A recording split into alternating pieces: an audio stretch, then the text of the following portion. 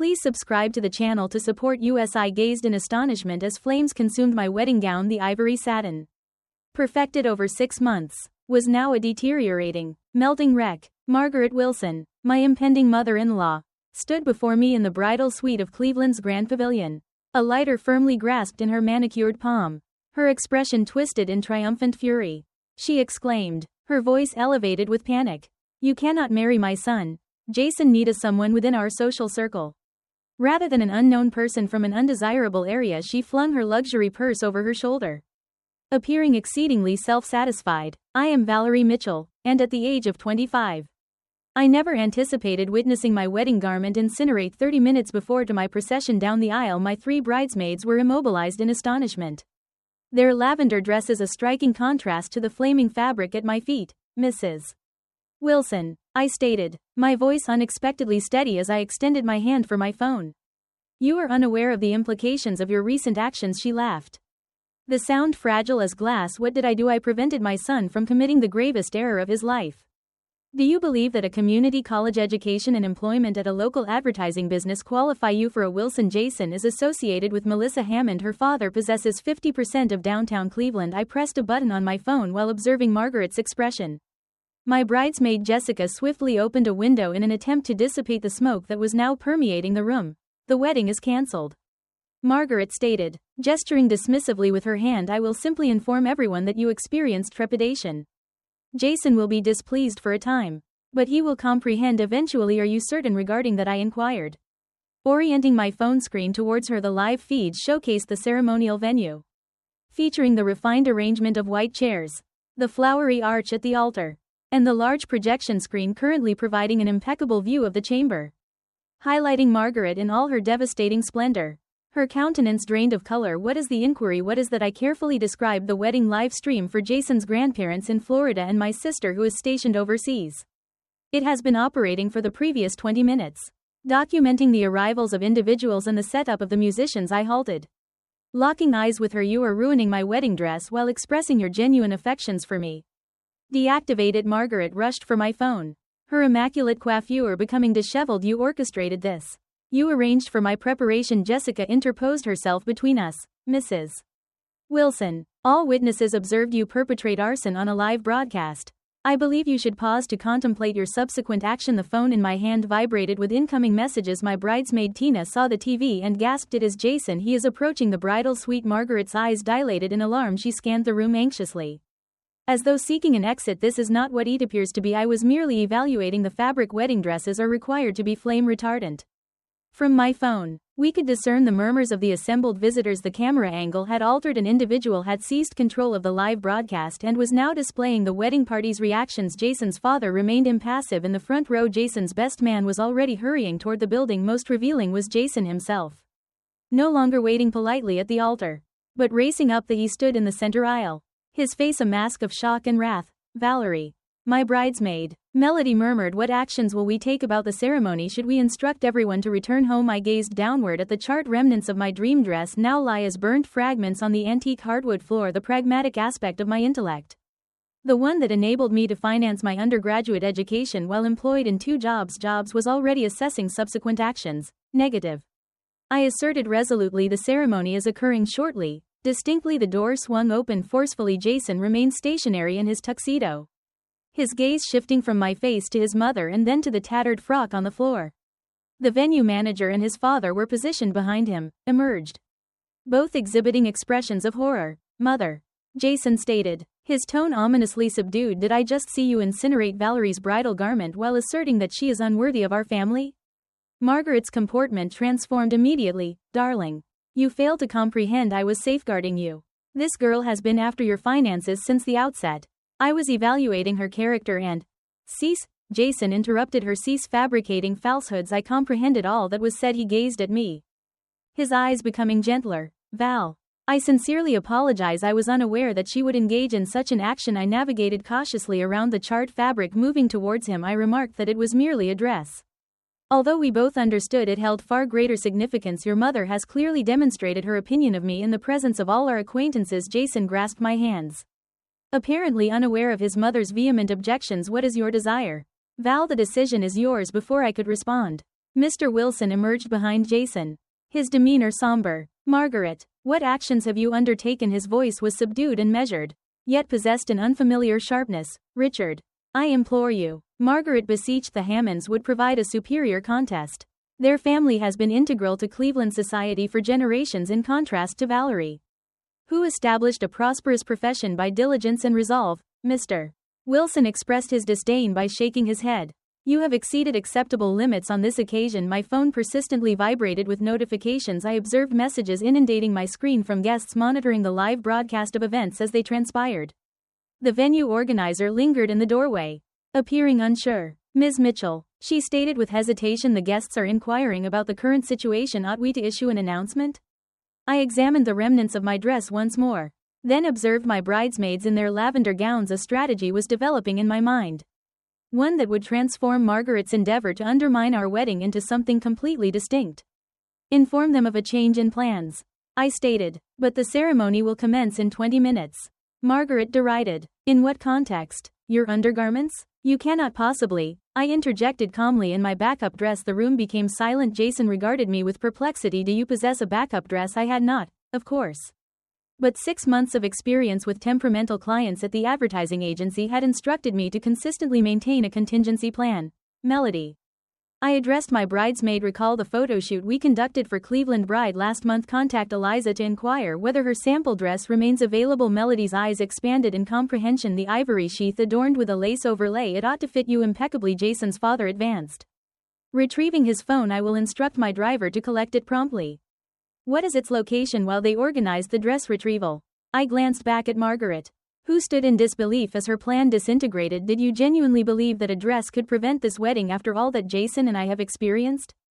However, everyone is observing, she whispered, indicating my phone. All of them witnessed the occurrence. Indeed, I concurred. They accomplished it. They will now observe the subsequent developments. I faced the camera directly, aware that the guests were still observing. Thank you for your patience. To all those awaiting the ceremony will experience a minor delay, however. Love invariably prevails even when an individual attempts to incinerate it.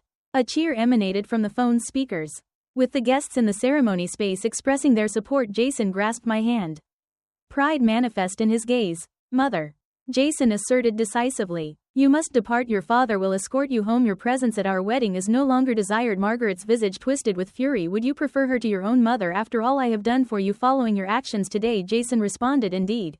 The next 20 minutes passed in a whirlwind of activity while Margaret was escorted out by security, after Mr. Wilson apologetically insisted on it. Eliza from Cleveland Bride arrived with not one but 3 sample dresses. The bridal suite transformed into an impromptu fashion headquarters with my bridesmaids, the venue coordinator, and even some of the female guests who'd volunteered to help. This one, Jessica declared, holding up an elegant ivory sheath dress with delicate lace detailing. It's perfect for your figure, and we can have it ready in minutes. The venue's seamstress, who had originally been hired just for last-minute adjustments, worked miracle after miracle with safety pins and quick stitches. Meanwhile, Jason had returned to the ceremony space to address the guests in person through the live stream, which someone had thoughtfully positioned toward the altar. I could hear him speaking. Today didn't start the way any of us expected, he was saying, his voice steady despite everything. But Valerie and I have always believed that it's not the perfect circumstances that make a marriage work. It's how you handle the imperfect ones together. A round of applause followed his words. I smiled as Melody adjusted the borrowed veil on my head. There, she said, stepping back to admire her work. You look absolutely stunning. The dress wasn't what I'd planned to wear when I became Mrs. Jason Wilson, but as I looked in the mirror, I realized it suited me perfectly. Simpler, more elegant, and somehow stronger than my original choice. Like me, adapting to circumstances rather than being defeated by them. Mr. Wilson knocked gently on the door before entering. His eyes widened when he saw me. Valerie, you look beautiful. He paused, his expression pained. I want to apologize for Margaret. Her behavior was inexcusable. You don't need to apologize for her, Mr. Wilson, I replied. You didn't burn my dress. He nodded gratefully. Jason sent me to tell you that everyone's ready whenever you are, and he added with a small smile, your boss from the agency is here. Apparently he's documenting everything for what he calls the greatest viral wedding marketing campaign Cleveland has ever seen. I laughed. Trust Eddie to see a promotional opportunity in disaster. The advertising world had taught me that sometimes the most compelling stories come from overcoming unexpected challenges. The venue coordinator appeared at the door. We're ready when you are, Ms. Mitchell. The musicians are prepared, and we've adjusted the lighting to complement your new dress. Wait, I said, an idea forming. The live stream is still running, right? When she confirmed it was, I made a quick decision. Can we project at the ceremony space for a few more minutes? I'd like everyone to see us walking from here to there. The whole journey, not just the arrival 10 minutes later. As my bridesmaids and I made our way through the venue's garden path toward the ceremony space, I knew every step was being broadcast to the waiting guests. Not as a traditional bridal entrance, but as something more powerful. A statement that nothing, not even a vindictive mother-in-law with a lighter, could stop this wedding. As we approached the doors to the ceremony space, I could hear the guests' applause growing louder. Jason waited just inside, his face lighting up when he saw me. Ready to get married? He asked, taking my hand. More ready than ever, I replied, squeezing his fingers. The ceremony that followed wasn't the one we had rehearsed, but it felt more authentic than anything we could have planned. As I walked down the aisle in my borrowed dress, guests rose to their feet, applauding rather than maintaining the traditional, reverent silence. Their faces showed not just the usual wedding joy, but something deeper: respect, admiration, solidarity. Jason's father stood proudly in the front row, occasionally glancing at the empty seat where Margaret should have been. His eyes met mine briefly, conveying wordless support. Our officiant, Pastor Mitchell, no relation, though we joked about it, improvised beautifully. Dearly beloved, he began, we are gathered here today to witness not just a wedding but a triumph of love over adversity. Valerie and Jason have already faced their first challenge as a couple, and they've met it with grace, resilience, and unwavering commitment to each other during our vows. Jason added lines that hadn't been in our rehearsal. I promise to stand by you against anyone who tries to come between us, he said, his voice carrying to the back of the room and beyond to those watching the live stream. Even if, especially if, that person is from my own family. When it came time for the exchange of rings, a moment of panic crossed Jason's face. The ring shot been with his mother during the pre-ceremony preparations. Mr. Wilson quickly stepped forward, producing the velvet box from his pocket. I took the liberty of retrieving these earlier, he explained quietly, just in case. After we were pronounced husband and wife, the celebration that erupted seemed to release all the tension that had built up throughout the afternoon. As we walked back down the aisle, I noticed Eddie, my boss, filming discreetly from the side. He gave me a thumbs up that somehow managed to be both professional and genuinely emotional. The reception that followed in the Grand Pavilion's ballroom had an atmosphere unlike any wedding I'd attended before. Instead of polite conversation and standard wedding rituals, there was an almost festive defiance in the air. Someone had hastily created a custom Snapchat filter, featuring a phoenix rising from ashes with our names underneath. Your wedding is trending locally on social media, Jessica informed me as we entered the reception.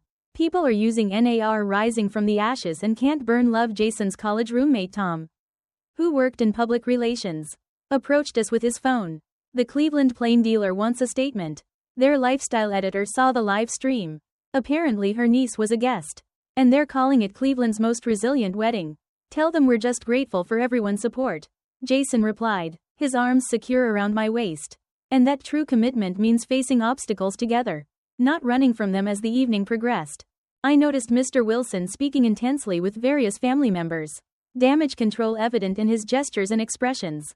Jason's Aunt Diane approached our table during dinner, leaning down to speak privately. Richard is beside himself, she confided. Margaret's been escorted home, but she's threatening to cut Jason out of the family business if he doesn't come to his senses. Richard told her that after today, she's the one who needs to worry about her position in the company. Jason squeezed my hand under the table. Dad's always been the backbone of the family, he said. Mom just never realized it because he let her think she was in charge. As our first dance began, I couldn't help but notice the empty tables near the front of the room. Spaces reserved for Margaret's country club friends, who had quietly disappeared after the incident. In their place, colleagues from my advertising agency had moved forward, filling the void with genuine support. Mr. Wilson is handling damage control like a pro, Eddie commented, approaching us after the dance with 2 glasses of champagne. He's personally thanking everyone for staying while subtly letting Margaret's allies know they won't be missed. Jason nodded, watching his father work the room with newfound respect. I think this is the first time I've seen him stand up to her so publicly, he murmured, 27 years of marriage, and today was his breaking point. The wedding photographer, initially hired by Margaret, approached us cautiously. Mrs. Wilson. The younger Mrs. Wilson, she clarified with a smile. I've captured some beautiful moments today, but I wanted to ask about the dress incident. Some of the guests took photos. Would you prefer I request they keep those private? I exchanged glances with Jason before answering. Actually, I think honesty is the best approach here. This is part of our story now.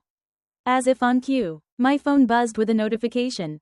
The short clip of Margaret setting fire to my dress had already been viewed over 20,000 times on a local Cleveland news page. The comments section overflowed with support, interspersed with stories from other brides who had faced difficult in-laws. You might not have planned it, Eddie said, scrolling through the comments, but you've started a movement. Standing strong in the face of toxic family relationships is resonating with people. Jason's cousin Mia appeared at our table, her expression a mixture of embarrassment and determination. I want you both to know that not everyone in the family shares Aunt Margaret's views, she said firmly. Most of us think she crossed a line that can't be uncrossed. Thank you, Mia, I replied, genuinely touched. That means a lot. As the evening progressed, Jason received a text from his father. He read it silently before showing me the screen. Your mother has locked herself in the guest house. She's demanding I choose between her and that girl. I've informed her that her behavior today has made my choice remarkably easy. We'll discuss next steps when you return from your honeymoon. Proud of you both, Dad. Are you okay? I asked Jason quietly, searching his face for signs of regret or doubt. I'm better than okay, he replied, squeezing my hand. For years, I watched Mom undermine Dad, belittle you, and manipulate everyone around her. Today, she finally showed her true colors to everyone, not just us. It's like a weight has been lifted. As the reception continued, I noticed something remarkable happening.